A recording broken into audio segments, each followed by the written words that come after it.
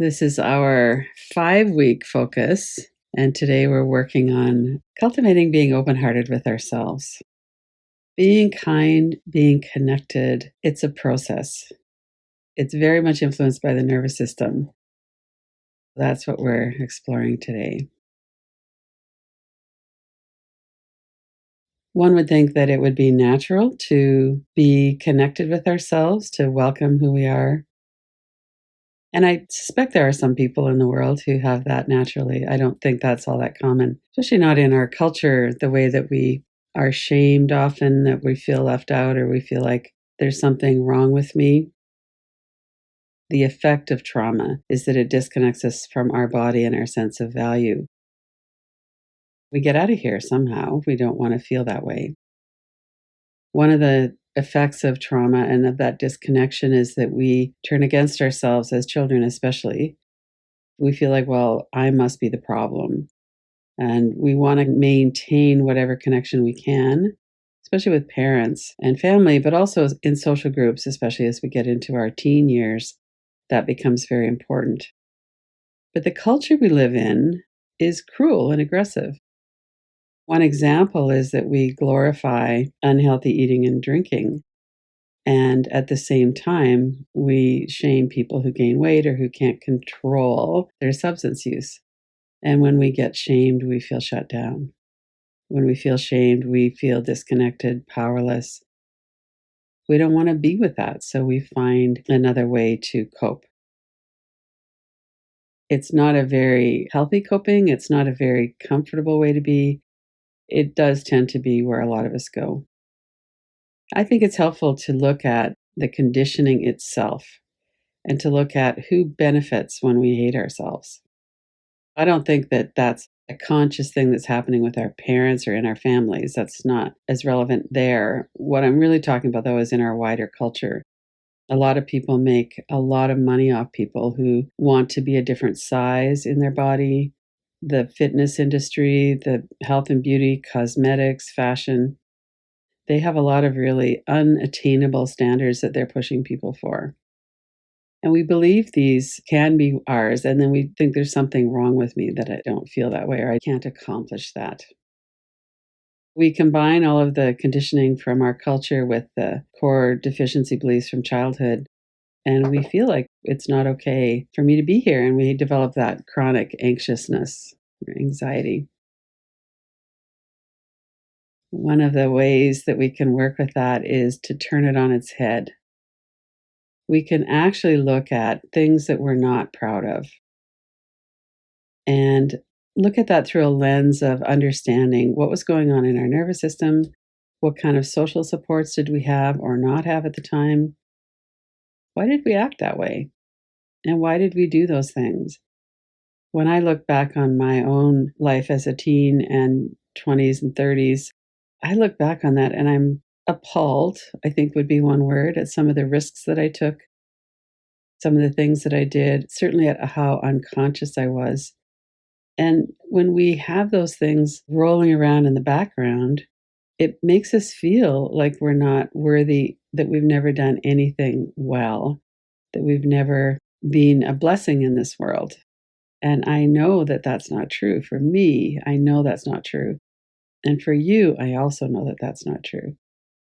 One of the things that we can do is to do a gratitude practice, but in this particular one, it's from Pete Walker. Pete-Walker.com is his website name if you want to go and learn more about his work. But this particular one is to think of 12 entries for each of the 12 categories and list something that's generally true for you. We're not going to go into all 12 right now. However, I would like to spend a bit of time here and go into some of them. We're looking at a really wide variety of things that we could look at and that will help us to refocus our mind, focus our attention. Our negativity bias in the brain tends to keep us really focused on all of the things that could go wrong or have gone wrong.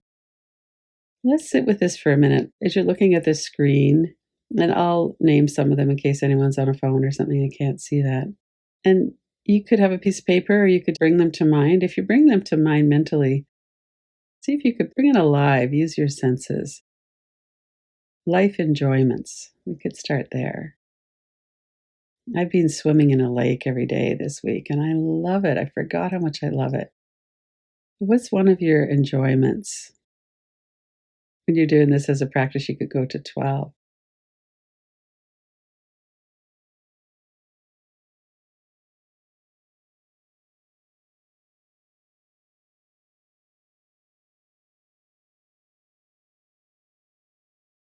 What good deeds have you done?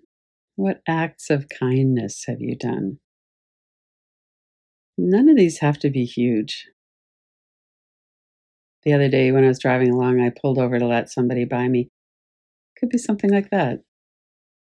Maybe somebody that you smiled at or someone that you didn't yell at. What have you done that you could call a good deed?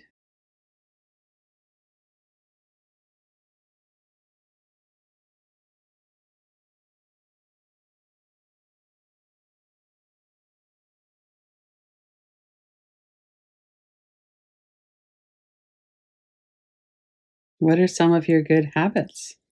Many of you have a habit of coming to daily practice every day, taking care of ourselves, trying to get enough sleep. What are some of the good habits that come to mind? None of these have to be perfect. We might have a habit of challenging the inner critic. That would be a good habit to have. Some of my good habits are,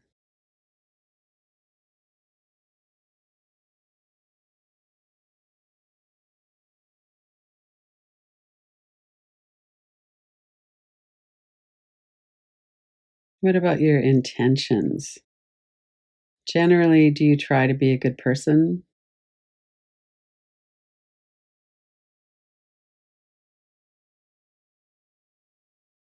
When you're doing a practice, is your intention to be still, to go into silence? It might not mean that we accomplish that. What are your intentions? What comes to mind?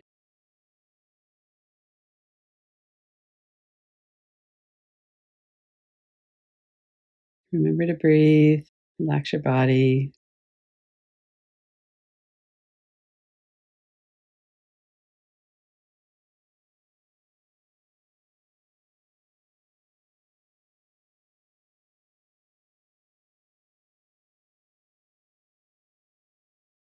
What comes to mind when you think about obstacles that you've overcome? Some of the really common obstacles here that we work with are things like catastrophic thinking, holding our breath. What are some of the obstacles? And it could be something like a difficult work situation or the loss of somebody. What are some of the obstacles, again, that you haven't overcome perfectly, but something that you feel like you've come to some peace around?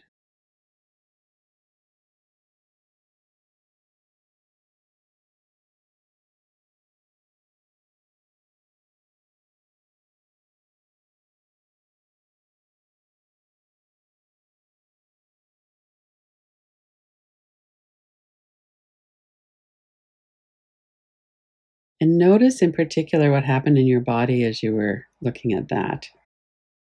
There might have been something that tightened up. It probably wasn't as positive as looking at good deeds or life's enjoyments. We can always take the time to pause, get regulated again, take a few breaths.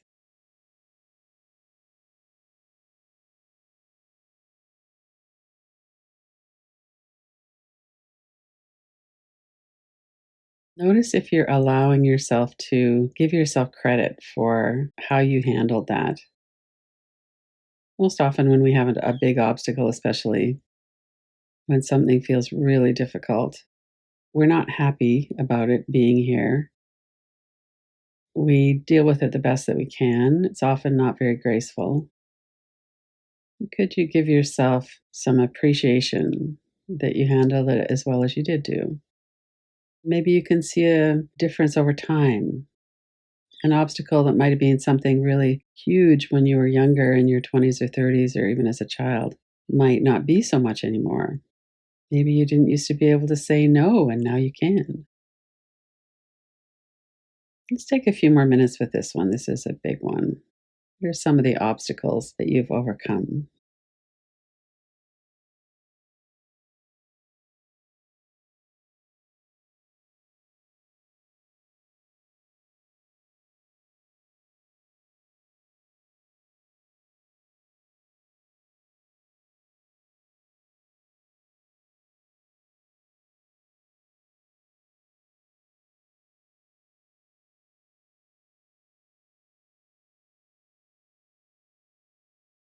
These might blend a little with some of the other categories too, like grace received. It might have even been a peak experience, as difficult as it was.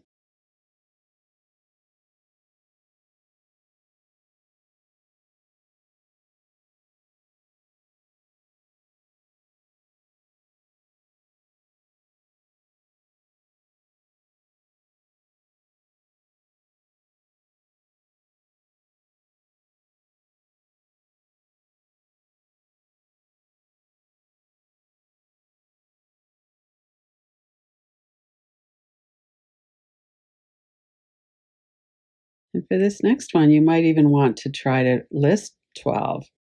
What are 12 traits that are generally true for you? I'm generally kind, compassionate, interested, curious. What are 12 traits that you could say would describe you?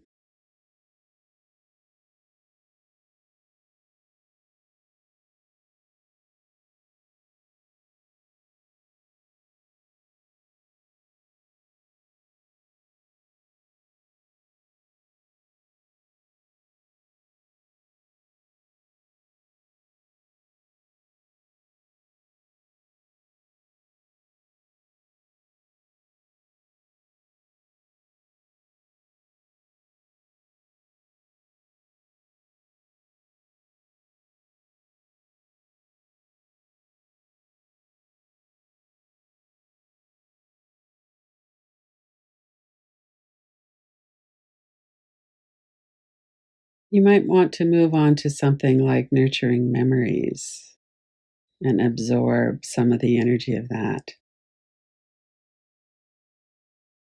It might take longer than a few minutes to really lean into and feel 12 of those, but maybe one or two of them, nurturing memories.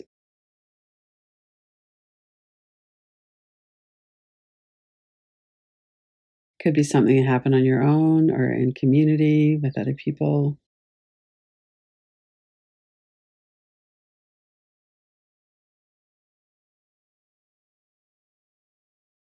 Notice how you feel in your body when you bring those to mind.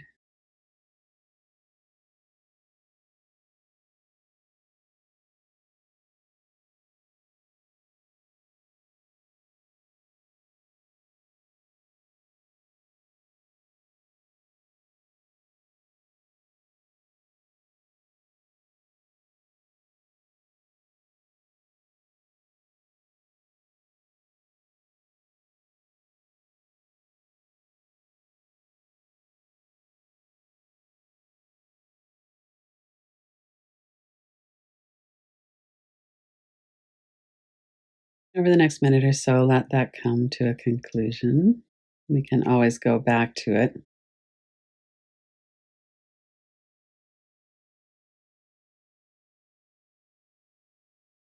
Take a few breaths. Notice how you feel in your body, your heart. Let's do a bit of a welcoming practice. You could have one or both hands on your heart if you want. Let yourself feel that support.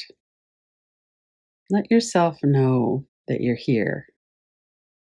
I'm so glad to connect in this deep way and to have this opportunity that I've given myself to really look at what are some of the 12 gratitudes? What are some of the ways that I appreciate myself?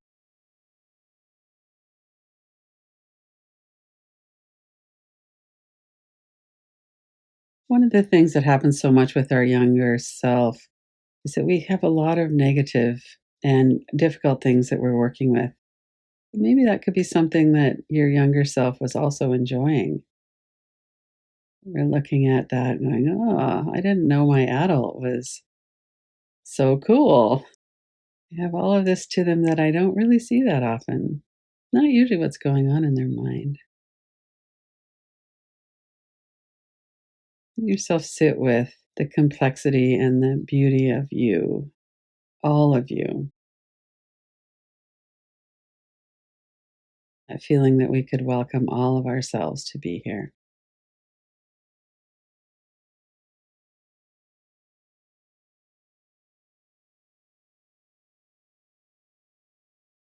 Feel it in your heart, in your body.